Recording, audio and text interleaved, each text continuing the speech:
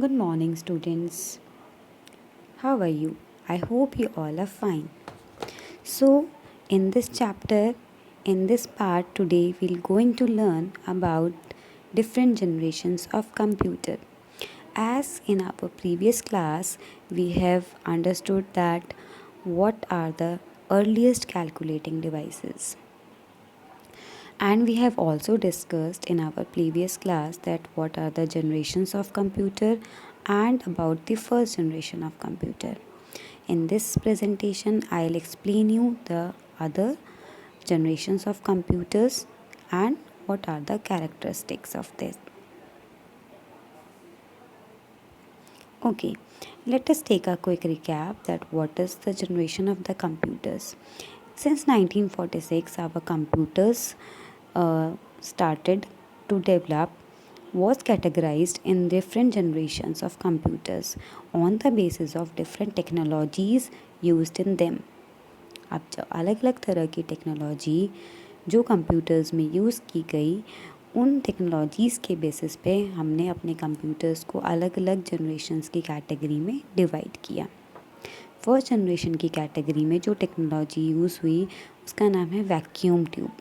Vacuum tube से जो भी कंप्यूटर्स बनाए गए वो बहुत बड़े साइज़ के बनते थे, उनमें इलेक्ट्रिसिटी बहुत ज़्यादा कंज्यूम होती थी, बहुत ज़्यादा हीट प्रोड्यूस होती थी, उनका साइज़ भी बहुत बड़ा था। तो उनके कुछ डिसएडवांटेजेस थे। That's why our scientist and engineers started to invent the new technology based computer. What was that new technology? That was transistors. Transistors technology, when scientists started using that categories, that computers categories we kept in the second generation computers. उस generation के computers में जो computer बनाए गए उनका size भी बड़ा था, लेकिन फर्स्ट जनरेशन के कंप्यूटर्स से वो थोड़े से सस्ते भी थे और थोड़े से साइज़ में छोटे भी थे। इनपुट के लिए पंच कार्ड और पेपर टेप्स ही यूज़ किए जाते थे and for the output punch cards और प्रिंटर्स यूज़ किए जाते थे and for the storage devices same as we use the magnetic drums. In this generation of computers, 30,000 instruction we can process per second, as in our first generation we could only process the 10,000 instructions. In this, the programming language we have started using COBOL and Fortran, which is higher than the machine language. इसमें जो हम instructions देते थे वो type करके हम अपने sentence form में देते थे और हमें उसका रिज़ल्ट मिलता था। But we were having some disadvantages also. What was the disadvantages? इसमें जो इनपुट और आउटपुट डिवाइसेस थे वो सेम ही यूज़ हुए थे जो फर्स्ट जनरेशन में यूज़ होते थे, तो उनका साइज़ भी बहुत बड़ा था और उनका ज़्यादा बहुत अच्छा रिज़ल्ट भी हमें नहीं मिल पाता था। वो एक्सपेंसिव भी थे। जैसे हमारे फर्स्ट जनरेशन कंप्यूटर्स एक्सपेंसिव थे, ये भी ही एक्सपेंसिव ही थे क्योंकि इनका साइज़ भी बड़ा ही था। हाँ, उनका साइज़ फर्स्ट जनरेशन के कंप्यूटर्स से तो छोटा था, लेकिन फिर भी वो इतने ज़्यादा पॉपुलर नहीं हो पाए क्योंकि उनका साइज़ बहुत ज़्यादा छोटा नहीं हो पाया था और उनका इंस्टॉलेशन भी बहुत ज़्यादा टफ़ था। मीन्स उनको सेटअप करना, लगाना वो भी ज़्यादा टफ़ होता था। It can run one programme at a time. एक टाइम में एक ही प्रोग्राम उसमें हम चला पाते थे। इसका क्या मतलब हुआ कि एक बार में एक ही काम करना, आप दो काम एक साथ नहीं कर सकते थे। अब उसके बाद इन ड्रॉबैक्स को ख़त्म करने के लिए our scientist have started using another technology and the technology was integrated circuits. हमने थर्ड जनरेशन की कैटेगरी में इंटीग्रेटेड सर्किट्स की टेक्नोलॉजी को यूज़ किया। इन इंटीग्रेटेड सर्किट्स को यूज़ करके जो कंप्यूटर्स बनाए गए उसको हमने थर्ड जनरेशन की कैटेगरी में रखा।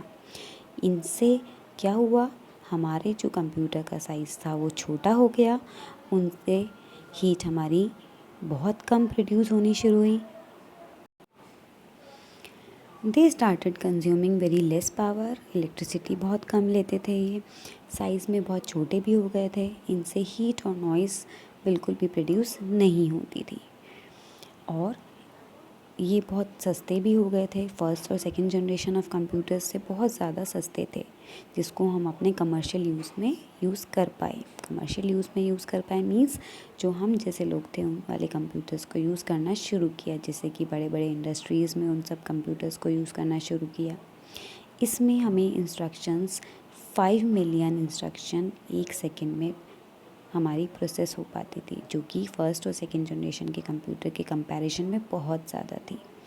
और एक और सबसे बड़ा एडवांटेज हमें क्या मिला इसमें, it can run many application at same time. एक ही टाइम में हम 2-3 से ज़्यादा एप्लीकेशन भी चला पाते थे, जैसे कि आप गाने भी सुन रहे हो और गेम भी खेल रहे हो, तो ये 2 एप्लीकेशन एक साथ चले ना।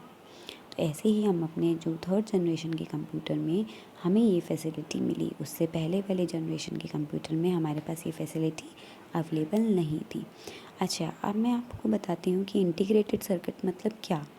इंटीग्रेटेड सर्किट हमारे बहुत सारे ट्रांजिस्टर्स को बनाकर एक छोटी सी चिप में कन्वर्ट कर लिया गया, जिससे कि हमारे कंप्यूटर का साइज़ छोटा हो गया। ओके नाउ, अच्छा एक वर्ड है आर्पानेट। अब आर्पानेट क्या है? आर्पानेट एक बहुत पुरानी टेक्नोलॉजी है, जिसकी वजह से हमें इंटरनेट कैसे काम करेगा, इंटरनेट आगे मार्केट में कैसे आया, हमारे साइंटिस्ट ने उसको हम लोगों तक कैसे पहुंचाया, उसका जो बेस था वो हमें आर्पानेट की टेक्नोलॉजी से मिला। और ये आर्पानेट की टेक्नोलॉजी कहाँ इन्वेंट हुई? यूएस में। यूएस की मिलिट्री ने इस टेक्नोलॉजी को इन्वेंट किया। क्यों क्यों किया? क्योंकि उनको आपस में एक दूसरे के साथ कम्युनिकेशन करना होता था। वो अलग अलग जगहों पर रहते थे, पोस्टेड रहते थे, तो उनको आपस में कैसे कनेक्ट करना है, तो उन्होंने एक ऐसी टेक्नोलॉजी इन्वेंट की जिससे कि वो अपने डिवाइसेस को, अपने कंप्यूटर्स को आपस में कनेक्ट कर पाए। इसी टेक्नोलॉजी को यूज़ करके आगे हमारे इंजीनियर्स और साइंटिस्ट ने हमारा इंटरनेट बनाया, जिसको हम अब यूज़ करते हैं। अब हम आते हैं अपने नेक्स्ट जनरेशन ऑफ कंप्यूटर्स में। नेक्स्ट जनरेशन ऑफ कंप्यूटर्स वो कंप्यूटर्स हैं जो आज के टाइम पर हम यूज़ कर रहे हैं। बस डिफरेंस क्या है इतना, जो इसमें 1971 में ये बनने स्टार्ट हुए थे, उस टाइम पे जो कंप्यूटर्स बने और जो हम आज यूज़ कर रहे हैं, उसमें ये डिफरेंस आ गया है कि हमारी जो प्रोसेसिंग स्पीड है वो बहुत फास्ट हो गई है, और हमारा जो डिवाइसेस हैं वो और छोटे होते जा रहे हैं साइज़ में। तो ये हमारी टेक्नोलॉजी जो है, जो ये जनरेशन है, अब हम फोर्थ जनरेशन के कंप्यूटर्स को बेसिकली सब लोग यूज़ करते हैं। जैसे कि अच्छा, अब इसमें मेन चीज़ क्या यूज़ होती है? Micro processor. अब माइक्रो प्रोसेसर आप पूछेंगे क्या होता है? माइक्रो प्रोसेसर भी एक ऐसी इलेक्ट्रॉनिक डिवाइस होती है, जैसे कि आपको एक इमेज में चिप जैसी दिख रही होगी। इसमें भी आपके बहुत सारे इंटीग्रेटेड सर्किट्स को आपस में कंबाइन करके एक बहुत छोटी सी चिप बना दिया गया है, जिसका नाम हमने रखा है माइक्रो प्रोसेसर। जिससे कि आपके कंप्यूटर्स का, आपके लैपटॉप का, आपके फ़ोन्स का साइज़ और बहुत ज़्यादा छोटा हो गया है। इसमें हम कीबोर्ड, माउस, इनपुट डिवाइस के लिए और भी बहुत सारी इनपुट डिवाइसेस हैं वो यूज़ करते हैं। और जितने भी आपके पास आजकल मार्केट में आउटपुट डिवाइसेस हैं, वो सब इस जनरेशन के कंप्यूटर्स में यूज़ होती हैं। इनकी जो स्पीड है वो बहुत ज़्यादा है। मिलियंस मैंने यहाँ पर लिखा है, बिलियंस से भी हम ट्रिलियंस पे पहुँच गए हैं कि एक सेकेंड में ट्रिलियंस पर इंस्ट्रक्शन भी हमारी प्रोसेस हो पाती हैं। Many application can run at a same time. एक ही टाइम में बहुत सारे एप्लीकेशंस रन हम कर पाते हैं।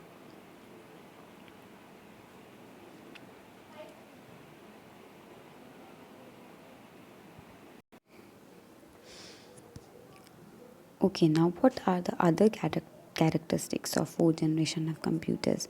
अभी जो मैं इंटरनेट की बात कर रही थी, वो इंटरनेट की फैसिलिटीज़ भी आजकल हम अपने फोर्थ जनरेशन के कंप्यूटर्स में ही यूज़ कर पाए हैं।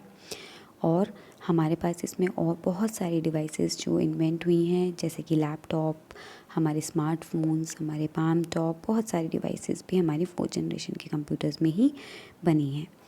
और इसमें ऑपरेटिंग सिस्टम डेवलप किया गया है जो कि ग्राफिकल यूज़र इंटरफ़ेस है। ग्राफिकल यूज़र इंटरफ़ेस का अब क्या मतलब होता है? वो ऑपरेटिंग सिस्टम जिसमें हम इनपुट देते हैं माउस की हेल्प से अपने मॉनिटर पर किसी भी आइकन को, किसी भी चीज़ को क्लिक करके। जब भी हम किसी भी चीज़ को क्लिक करके जो अपना इनपुट दे रहे हैं, वो होता है हमारा graphical user interface. Graphical user interface help the user to interact with the computer using icons, menus and windows. इसका क्या मतलब हुआ? इसका मतलब है कि हम यूज़र मतलब हम लोग अपने कंप्यूटर से कैसे इंटरेक्ट हो रहे हैं, किसी भी आइकन को जो हमें डेस्कटॉप पे दिख रहा है, कोई भी मेन्यूज़ को, किसी भी चीज़ को क्लिक कर रहे हैं तो हम अपने कंप्यूटर से कनेक्ट हो पा रहे हैं. Now next is fifth generation of computers. Fifth generation of computers जो कि हमारे फ्यूचर की जनरेशन ऑफ कंप्यूटर्स इसमें आते हैं. ये एक टेक्नोलॉजी है जिस पर ये काम करते हैं. वो टेक्नोलॉजी है आर्टिफिशियल इंटेलिजेंस. अब आर्टिफिशियल इंटेलिजेंस क्या टेक्नोलॉजी है? जिसमें कंप्यूटर भी ये वो एबिलिटी रखें इंसानों की तरह सोचने की. तो वो बहुत ज़्यादा हमारी हाईएस्ट टेक्नोलॉजी हो जाती है. इसमें हम जो हमारे कंप्यूटर्स हैं वो ह्यूमन स्पीच और पैटर्न्स को समझ के हमारा काम कर पाएँ. ह्यूमन स्पीच मतलब कि हम कुछ बोलें और हमारे बोलने से ही हमारा सारा काम हमारा कंप्यूटर समझ ले और हमारे उस काम को प्रोसेस करके हमें आउटपुट दे दे.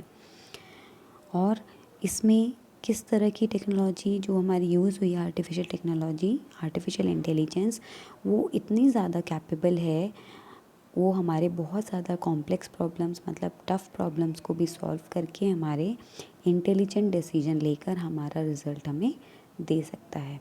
तो ये आते हैं इस तरह के जनरेशन, इस तरह के कंप्यूटर्स हमारे फिफ्थ जनरेशन की कैटेगरी में आते हैं. फिफ्थ जनरेशन के कंप्यूटर्स की कैटेगरी में आते हैं.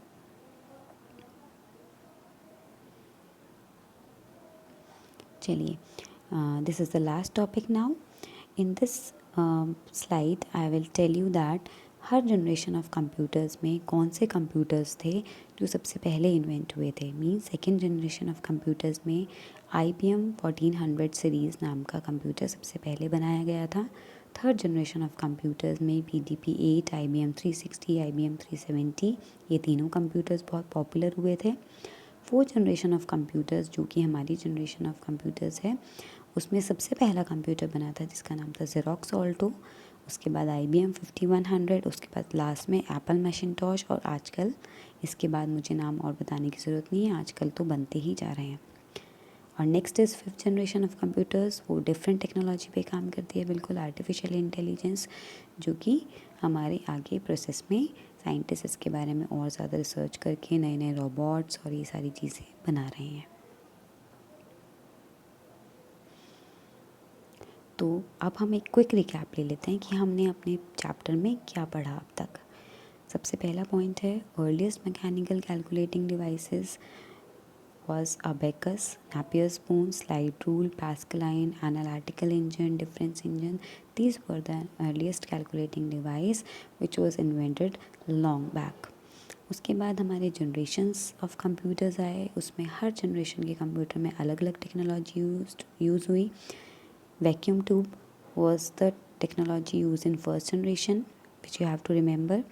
Second generation of computers में transistors. In third generation of computers, we use integrated circuits. In fourth generation of computers, we are using microprocessors. And last but not the least, fifth generation of computers, we have used the artificial intelligence technology. Our next, okay, now our chapter is over. So these are some questions which you have to do in your copy, or else you can do in your rough copy also. Okay, thank you children. I hope you understand whole chapter, and if you have any query you can ask me anytime. Till that time, stay home and stay safe.